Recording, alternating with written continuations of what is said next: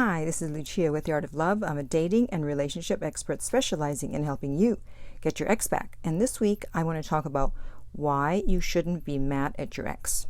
So if you've broken up with someone or you've been broken up with, you're going to feel a lot of emotions, and one of those emotions will probably be anger. I know I definitely felt it when I had my breakup that I talked about in the video titled My Breakup. So I know exactly how you feel. But I want to take a negative and turn it into a positive, so that's what I'm going to do with this video. But first, I want to welcome back the No Contact Army. Have you been a good little soldier or a bad little soldier? And thank you to everyone who has downloaded the No Silencio app, the No Contact app that will help people to stay in no contact. And if you haven't downloaded it, the link is below every single video. And if you too would love to join our wonderful No Contact Army, all you have to do is hit the subscribe button and the bell notification and you're in. And to read the No Contact Army manual, go to nocontactsecrets.com, where you can read 2 pre-chapters before purchasing the book. So I recently put up a post in the community tab on YouTube, which if you don't check the post there, you really should, because I usually post every single day. And the question I asked was, how did you contribute to the ending of your last relationship?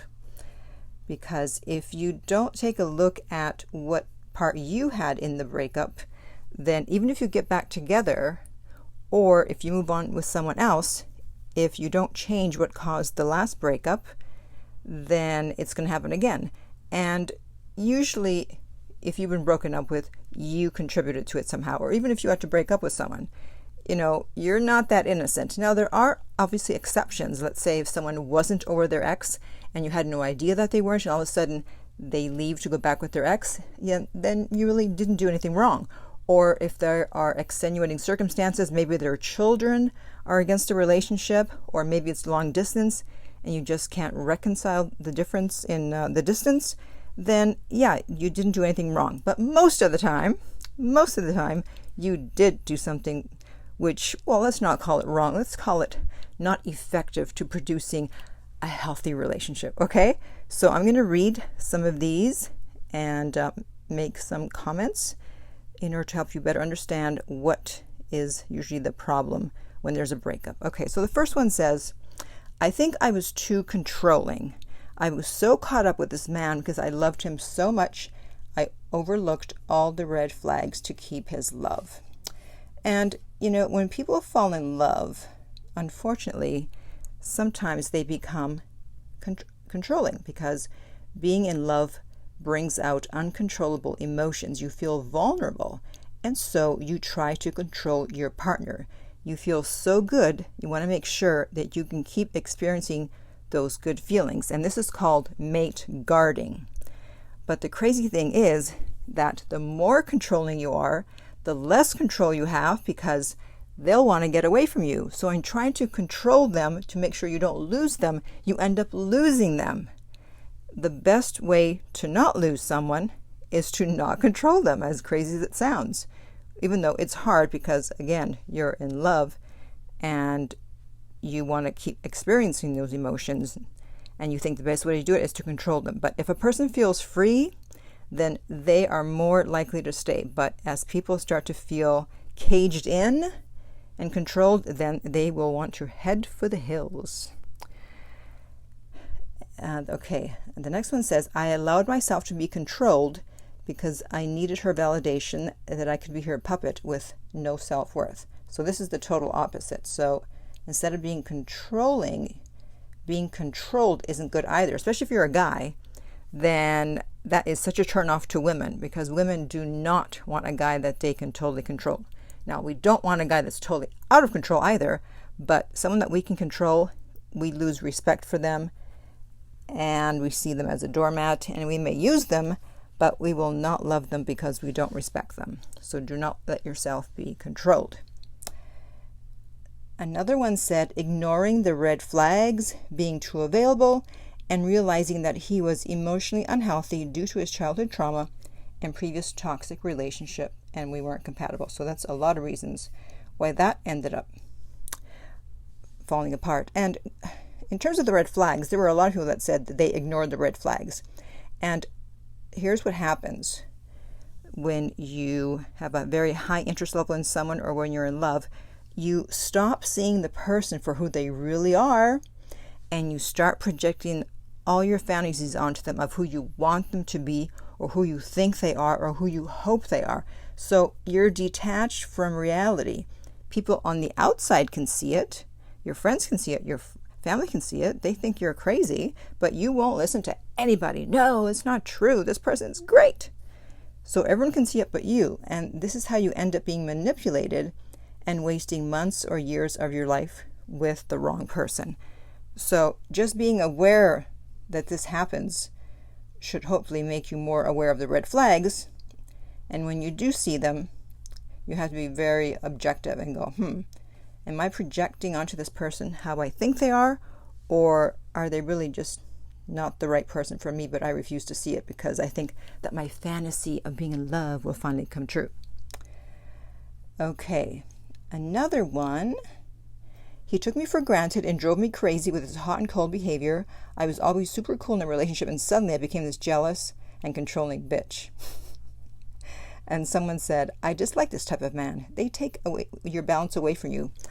Yeah, but you know what? You also give away your balance. Okay, no one can take anything away from you unless they have a gun, unless you voluntarily give it up. So unfortunately, with the hot and cold behavior, people don't know how to handle that. Basically, if they're hot and all of a sudden they back off, they start to be cold, people's tendency is to become hot in order to get that person to be hot again. And you have to actually do the opposite. They pull back, you pull back. They become cold, you become cold. That's really the only way to counteract that, besides leaving. But we don't always want to leave. We just want to show, okay, you're going to back away, and then I'm going to back away too. So don't go chasing people who pull away from you. That's the natural tendency, but that is not going to get you anywhere. Okay, again, with the red flags. It says, ignoring red flags, letting him gaslight me into thinking everything was my fault, being needy, investing too much when he did very little, double messages. He's a neurologist and had this I know everything and you don't attitude. Wouldn't call me for a week and then called me obsessive compulsive when I wasn't happy. What does OCD have to do with being happy? I don't know. So again, here's a lot of issues. That's what happens. You ignore the red flags. You become needy. You invest too much. Recipe for disaster. Another one, giving everything I had and still falling short. So several people said this. What does it mean when you, I'm asking this seriously. What does it mean when someone says, I gave everything I had? I really don't know. Make a comment down below and let me know. And you shouldn't be giving, quote unquote, everything you have unless the other person is also doing the same.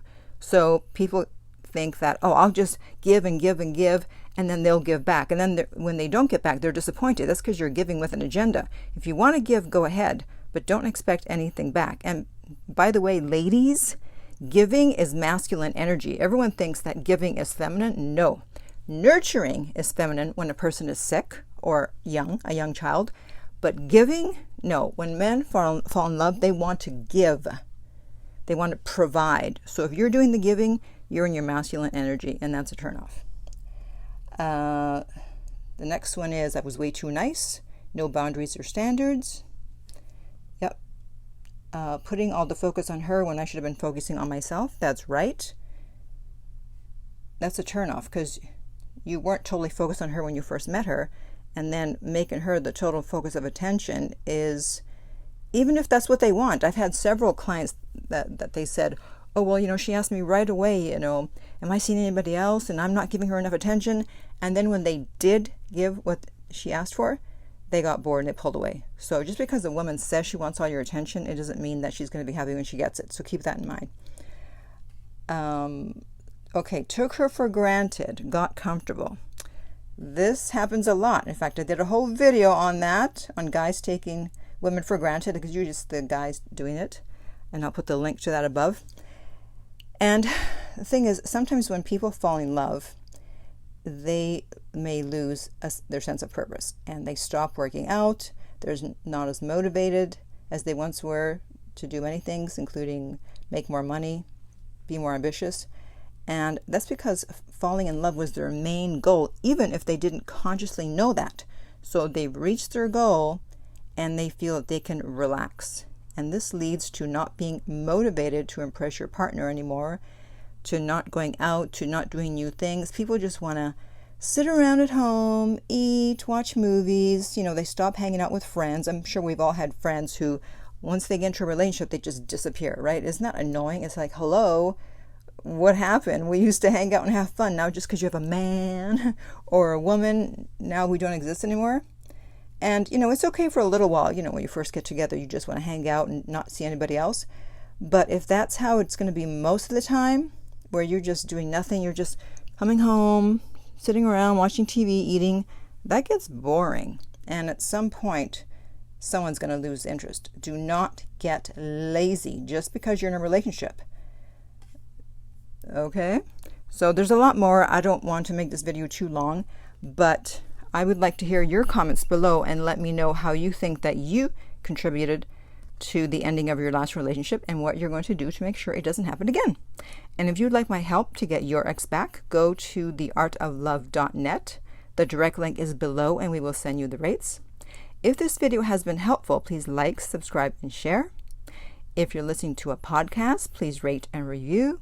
And finally, remember that love inspires, empowers, uplifts, and enlightens.